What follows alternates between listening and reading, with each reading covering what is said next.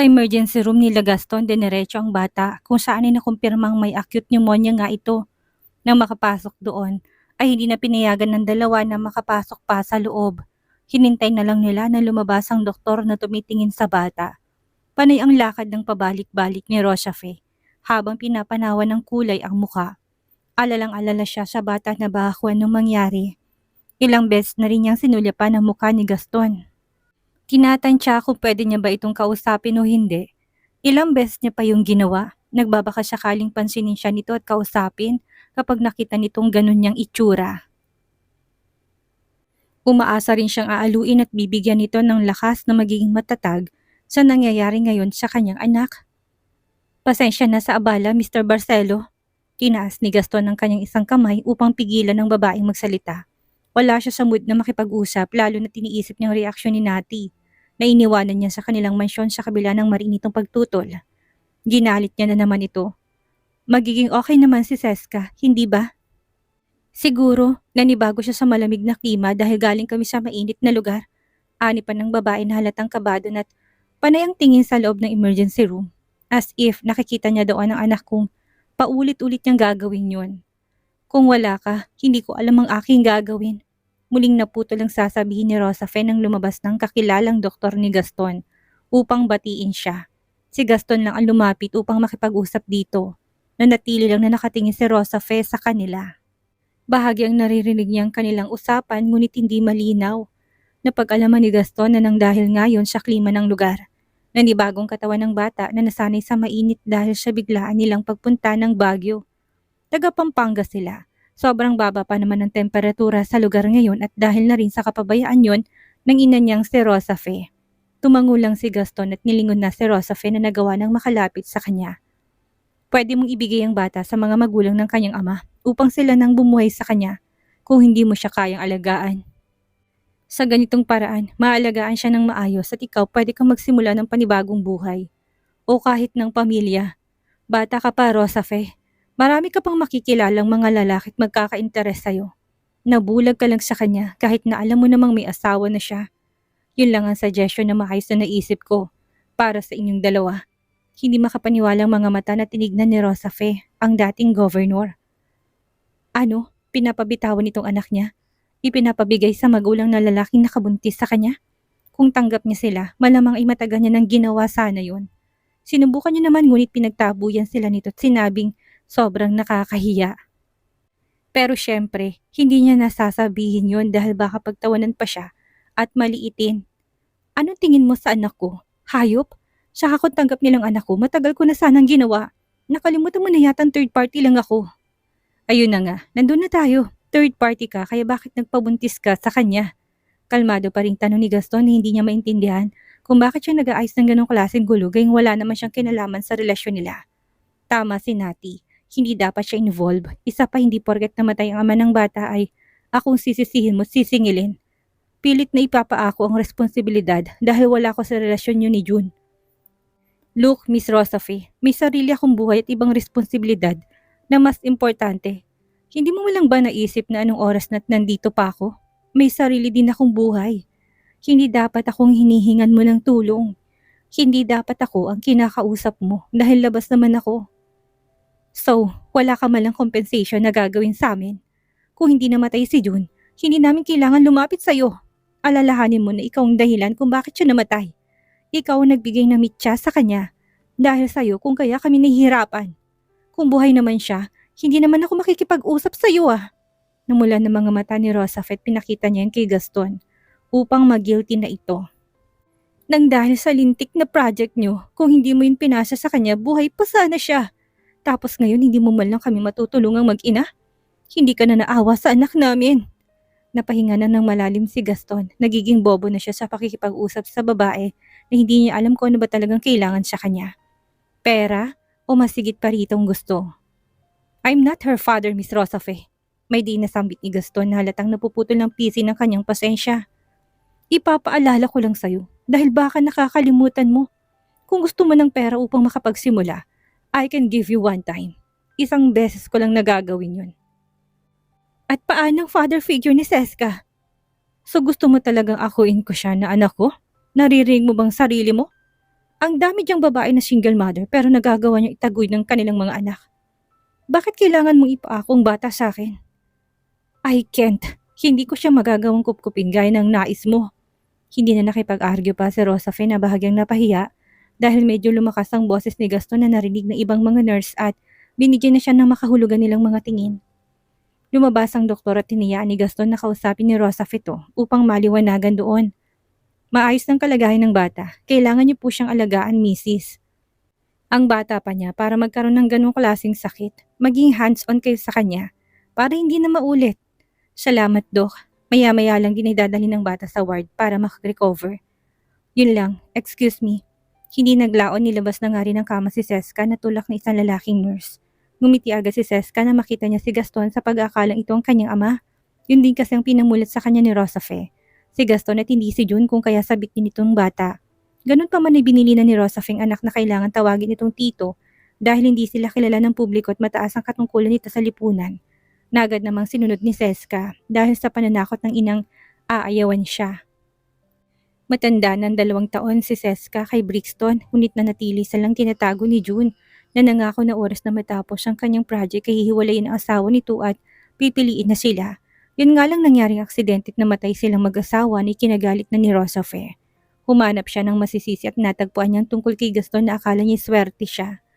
Sa isip ni Rosafe makukuha niyang atensyon ni Gaston dahil magigilting lalaki dahil may anak sila ni June. Responsableng lalaki kung kaya naman hindi siya doon nag-alinlangan na paulit-ulit ipaalala sa lalaki kung anong nangyari na alam niyang magiging epektibo kung palagi niya sasabihin. Maaawa ito sa kanilang anak ni June. Pagdating nila ng ward ay muling nakatulog ang bata at umaga nitong nagising. Hindi umalis doon si Gaston kahit na ilang beses sumagi sa kanyang isipan na baka pag-uwi niya ng mansyon ay nakalis ng kanyang mag-ina.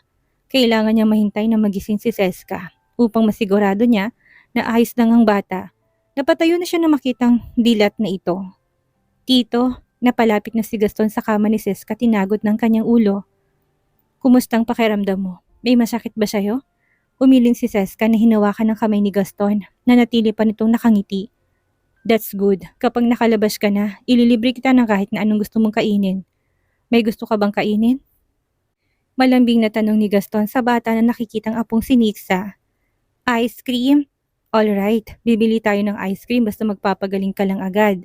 Anong flavor ang gusto mo? Muli pang umiti si Seska na kumikislap ng mga matang nakatingin kay Gaston. Strawberry! Parang hinihiwang puso ni Gaston para sa inosenteng mukha ng bata. Kawangis to ng kanyang anak na si Brixton na paboritong strawberry. Alright, gusto mo dalhin din kita sa strawberry farm? Naging maligaya pa doon ang bata na anime walang sakit na pinagdadaanan. Talaga po? Dadalhin mo ako doon? Pwede po ba akong manguha ng strawberry? Of course, Iha. You can do that. Ipapa-experience ko yun sa'yo. Yay! Mami, narinig mo yun? Pupunta kami ni Tito sa strawberry farm. Lingon niya sa ina na abot tenga rin ng ngiti habang pinagmamasdan silang dalawa na kasalukuyang nag-uusap. Hindi na nagawa pang makapagsalita ni Gaston na magring ang kanyang phone at makitang nakarehistro doon ang pangalan ng kanyang ina. Malamang ay nagsumbong na dito si Nati at paniguradong sinisermonan siya nito ng katakot-takot. Pinagkibit na lang niya ng balikat yun at hindi sinagot. Pag-uwi niya na lang siya magpapaliwanag kung anong nangyari. Sige na, matulog ka na ulit at masyado pang maaga. Kapag ginawa mo yun, mabilis na babalik ang lakas mo, okay? Kapag bumalik ng lakas mo, makakalabas ka na at magagawa mo ng gusto mo. Masunurin tinango ng bata ang kanyang ulo at ipinikit ng kanyang mga mata. Ilang sandali pang lumipas at muli siyang nakatulog. Normal lang lahat sa kanya at kailangan na lang na magpalakas. Tumayo na si Gaston upang umalis na nanatili pa rin nakatayo si Rosafe sa may pinto. Hindi siya pinansin ng lalaki na tuloy-tuloy na sanang lalabas na makita itong nakatingin. May kayang mga magulang ni June kung kaya naman mapapabuting kalagayan niya doon. Yun ang magandang choice para sa kanya kung nahihirapan ka na.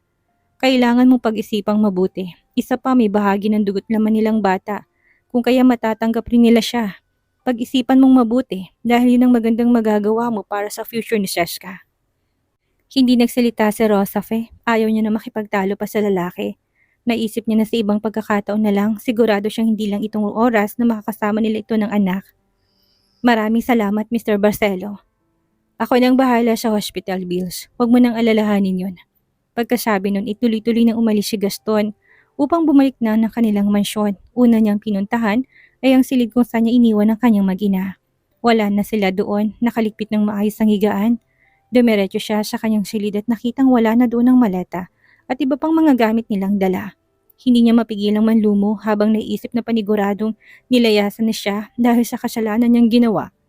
Bumaba siya ng sala upang matagpuan lang ang mga maid na puno ng pagtataka, mga matang nakatingin na. Mr. Barcelo, kumusta na po si Brixton? Napakunot ng noon ni Gaston sa katanungang yun sa kanya ng maid na kaagad napahawak sa kanyang bibig. Inisip na baka iniisip ng among panghihimasok nila sa kanila. Hindi po ba't isinugod siya ng ospital kaninang umaga? Paalis na po sana sila ni Miss Bentacourt para bumaba ng Manila. Muli pa nitong tanong na nagpabagal ng paghinga ni Gaston. Si Brixton na anak niya, dinala sa ospital? Bakit naman? Hindi po ba kayo kasama sa pagdala sa kanya? Dumadaing po siya na sobrang sakit ng tiyan niya. Namimilipit po tapos hindi nagtagal nagsuka na po siya. Alalang-alala nga po ang mommy niya na halos maiyak kanina. Malalaking hakbang na lumabas siya ng mansyon at muling pumasok lang doon. Si Mama. Kasama po sila nagpunta ng hospital at si Madam Vanji. Muling lumabas si Gaston ng mansyon. Natataranta na kung alin ang uunahin niya. Galing na siya ng hospital. Ibig sabihin nandun din ang anak niya at wala siyang kamalay-malay. Tinawagan niyang phone ni Nati na ilang beses nag-ring ngunit hindi nito sinasagot yon. Nang sagutin naman inaramdaman niyang sobrang lamig ng pakikitungo nito sa kanya. Nati, nasa hospital daw kayo at... I'll send you which room once nakalabas na siya ng operating room. Pagkasabi nun, ipinatay na siya nito ng tawag. Operating room? Bakit kailangan operahan ng anak nila? Ano sakit nito at kailangan maging ganun? Walang inaksayang pagkakataon si Gaston na muling lumula ng sasakyan. Ang buong akala niya awayin siya ni Nati na mas okay na gawin ito, kaysa naman panlamigan ng trato. Alam niyang may kasalanan siya, kaya bakit siya nagtataka pa kung ganun ang tungo nito? Sa mga sandaling yon, hindi niya na alam kung paano pa magpapaliwanag sa babae. Alam niya na kahit ilang dahilan pang sabihin niya, hindi na siya muling mapapatawad nito. Napakamot na si Gaston sa kanyang ulo kahit na hindi na makati. Kung hindi sana siya umalis kanina upang puntahan si na Rosafe. Hindi sana niya nakaligtaan ng mga pangyayaring yun at hindi rin sana siya solong nangangapa sa detalye sa dilim ngayon. Piniling tawagan na ni Gaston ng kanyang sekretary na nauna nang pinapunta niya ng hospital. Una itong dumating sa kanya na siyang unang nahanap ang kanyang mag-ina. Sinalubong siya nito sa labas ng hospital na nasa gitna ng malamig na klima at namumuong pawis nito sa buo niyang mukha. Halatang halos kakarating lang din niya ng hospital noon. Sa wakas, nandito ka na Mr. Barcelo. Napag-alaman ni Gaston mula sa kanyang sekretary na may appendicitis ang anak niyang si Brixton at kailangan itong operahan agad. Naisip niya na kaya siguro tumatawag ang kanyang ina. Si Brixton, halos hindi lumabas yun sa bibig niya habang magkasabay silang naglalakad. Nasa operating room pa po, Mr. Barcelo. Ongoing pa rin ang surgery. Nadatnan niyang ina, si Nati at Vanji sa labas ng operating room. Nakaupo ang dalawang matanda habang si Nati ay palakad-lakad na halatang hindi mapalagay kung anong gagawin. Nang matanaw siya ng inay kagad nito napatayo upang rat-ratin na ng bibig niya si Gaston. Saan ka ba pumunta, Gaston? Hindi ba tumuwi ka ng madaling araw? Ano mga bagay ang inuuna mo? Nalagay na sa kapahamakan ng buhay ng anak mo. Hindi mo pa sinasagot ang tawag. Hinambalos na siya ng tungkod ni Doña Josefina na kagad naman niyang naiwasan.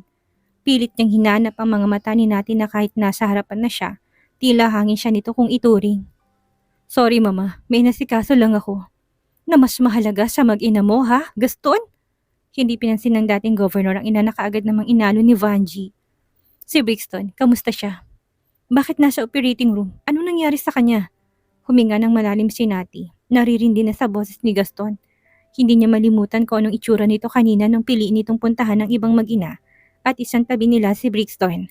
Ayaw na nga sana niya sabihin pa dito kung napaanong anak, kaso nandun si na Doña Josefina at Vanji, kung kaya naman para manahimik na to'y pinili na lang na sabihin ng totoo.